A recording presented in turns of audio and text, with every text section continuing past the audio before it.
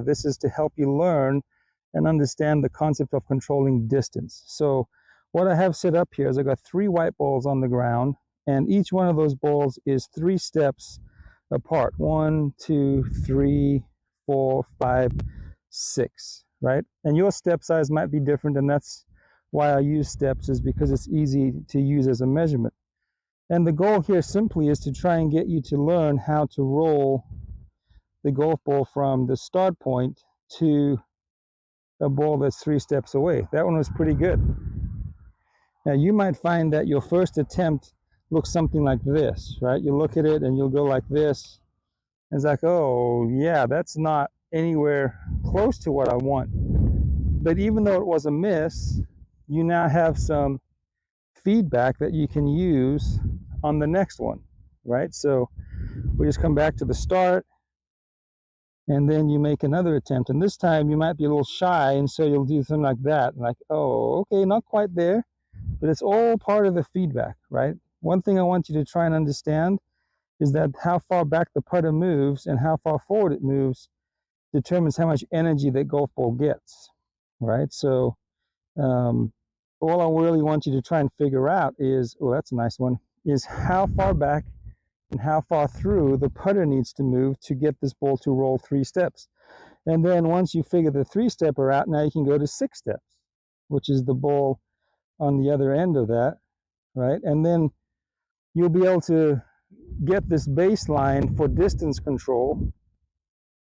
All right, let's do that 6-stepper one more time. We always come back to our start point. We go to the 6 steps. That's going to be pretty good.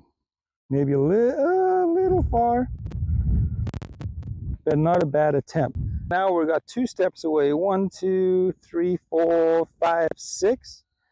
And our goal is going to be the same, right? We're going to learn to putt from the starting position over here and have this ball stop 2 steps away, right? And just like you felt with the 3-stepper, you might find that your distance control right off the bat is not so great. And so you might feel like you got to try this one out a few times because, oh, that was a really nice one. I'd rather be just a little beyond than a little short, right? You might still be finding that your ball goes something like this, like, oh no, that wasn't quite hard enough, and then the next one might be a little too hard.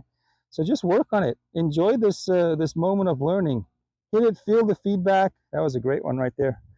Then you can go from making a 2-step putt now to a 4-step putt, right? And then from 4 to 6, you're just following the same nice distance control. We're following the same pattern that we did in the previous steps drill, right? And then once you got to 4 steps, you can go all the way back to 6 steps. Get a feel for that one. There we go. As I've added targets, and these targets are now each 1 step apart. So when you paste this off, it's going to be 6. 1, 2, 3, 4, 5, 6. The 6-stepper one you've practiced already. The 4-stepper you've practiced already. The 3-stepper you've practiced already. And the 2-stepper you've practiced already. So really the only new ones are the 1 and the 5. All right. So hopefully you see that the building and the sequence that I'm kind of taking you through to help you control distance. And so now the ladder is the same. We've got a putt that's essentially tap-in length over here, right? And so we're going to just roll this one step. I kind of powered it through a little bit, so a little less energy. There we go. Right, 2 steps. We practiced that the last time, so hopefully this one's a little familiar where you can get it going to 2 steps. And if you want to repeat it because you hit it a little too firm, you can just repeat it. There we go, a little short. I'm going to go for 3rd time's a charm on the 2-stepper. There we go, that's a nice one. And then we go to 3. We practiced this before, and so hopefully you haven't forgotten to go back and practice the 3 and 6. Ooh, that was like 3.5. So even though you're now into the better to good, all those putting exercises that you've done in absolute beginner, that's a nice one, and in beginner to better, they all still apply. right? So go back and visit those. That was a nice, oh, nice 5-stepper.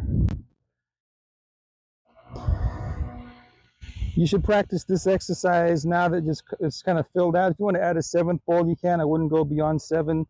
You need to practice this exercise at least 3 times a week, 10 minutes each time,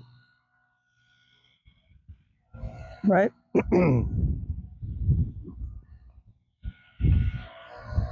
And that way you can dial in your distances really, really well.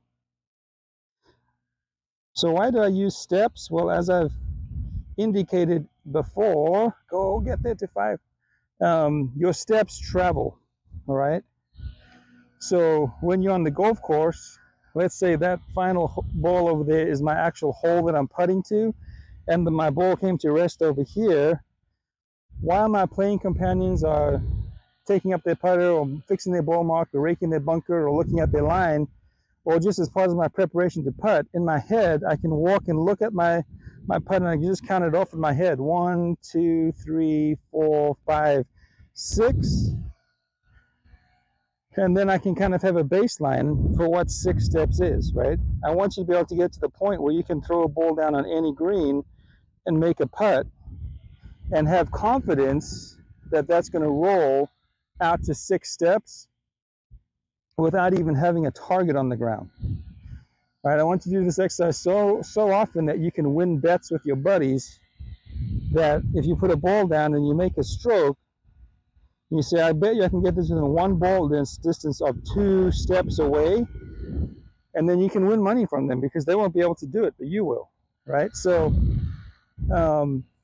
definitely put in the time to learn this exercise, right? The steps drill is so crucial.